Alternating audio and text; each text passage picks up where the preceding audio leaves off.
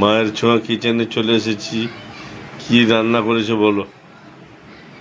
সাদা সরু চালে ভাত করেছি, বাঁশকাঠি চালে আলু সিদ্ধ করে পেঁয়াজ লঙ্কা ভেজে ভালো করে লবণ দিয়ে মেখে রেখেছি। আলু সিদ্ধ, মুসুরের ডাল করেছি।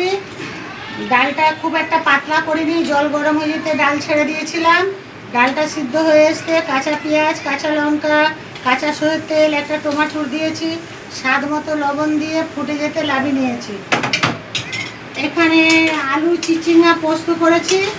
আলুটা ভালো করে নুন হলুদ দিয়ে ভেজে তুলে রেখে দিয়েছিলাম।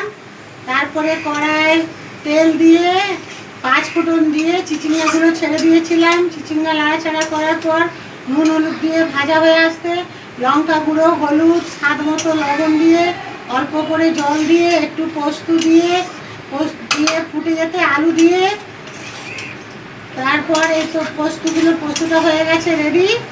আবার সময় একটু কাঁচা সরষের তেল দিয়ে দেবো। চিচিঙ্গা পোস্ত আজকের মেনু এটা। এই একটু কাঁচা তেল দিয়ে দিলাম। আর ভাতের সাথে পাতি লেবু আছে, কাঁচা পেঁয়াজ আছে।